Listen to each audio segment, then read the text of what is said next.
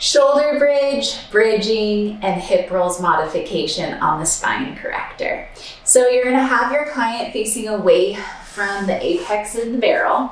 Feet are hip distance apart, hands go behind the knees. You're gonna roll back slowly into the barrel. You're gonna clasp your hands behind your head, find your head over the arc. You might have to shimmy so you find your shoulder placement. Feel your belly connect, inhale.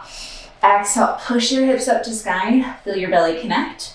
Inhale, release. This is really great for pregnant clients or anyone that is having trouble finding their glute activation and being completely flat on the mat or having too much spinal articulation on the arc.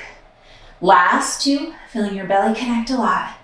Last one, release your hips, tuck your chin into your chest, grab the backs of the knees to sit all the way up. And that is our modification for shoulder bridge, bridging, and hip rolls on the Spine Corrector.